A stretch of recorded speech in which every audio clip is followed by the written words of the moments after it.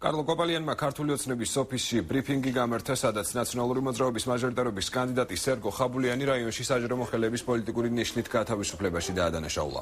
როგორც ამჟამინდელი დეპუტატი აცხადებს, სერგო ხაბულიანი ადგილობრივ მთავრობას ავალებს გაათავისუფლოს ყველა ის ადამიანი, ვინც ოპოზიციური პარტიების მხარდასაჭრად არის მიჩნეული, ასევე პოლიციის უფროსო სოლეთოდიანს ერთ-ერთ სოფელში ცემის ფაქტზე სასწრაფო რეაგირებას ითხოვს.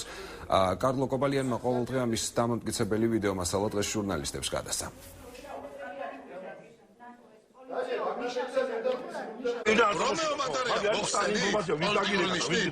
ბატონი ხაბულიანი ტელეფონზე საუბრით ავალებს საკრებულოს თავმჯდომარეს, რომელიღაც მოხელის მოხსნა არ მოხსნის შესახებ ეკითხება და ეს მოხელეს დაგისახელებ თუ გინდათ რომეო მანდარია გაათავისუფლეთ თუ არა მართლა პოლიტიკური ნიშნით სამსახურიდან.